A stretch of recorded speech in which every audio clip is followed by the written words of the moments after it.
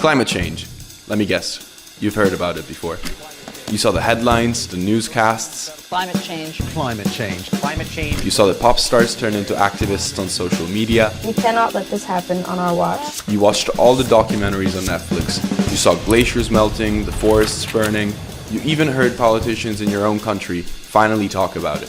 There is no planet B. International werden wir unsere Mittel für den weltweiten Klimaschutz. And that, my friend, is precisely the issue.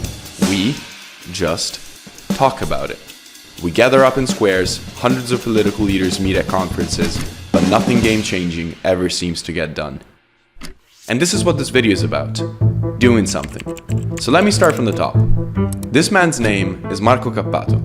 He's an activist and politician from Italy who has spent the last 20 years advocating for human rights and civil liberties, drugs regulation, right to die, AI for citizens, and last but not least, climate change. He, along with 5,000 economists and 27 Nobel laureates before him, has had a pretty neat idea on how to try to save our planet.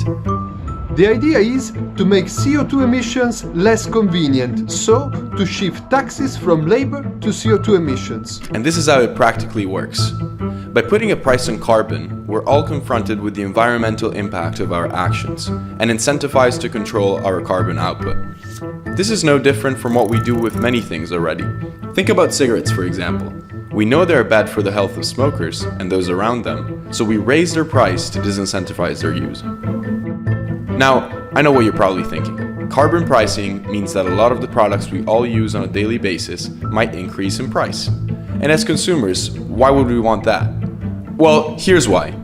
Aside from preserving the stability of the only planet we're forced to live on for any of the foreseeable future, I see you, Elon, we can also benefit from this financially. Think about this.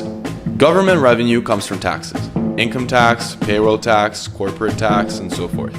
If a larger portion of this revenue is provided by the companies and people who most contribute to carbon emissions, then a smaller portion will have to be financed by your work, hence your taxable income. In other words, some things might begin costing a little more, but that won't matter if you get taxed significantly less because of it. Now, we think this might be a very good way of slowing global warming down. But in order for the EU to take this proposal into consideration, we need your help. How? Through an ECI. ECI stands for European Citizens Initiative. It's a democratic instrument that allows EU citizens to shape the Europe they want, suggesting concrete legal changes to be discussed by the Union.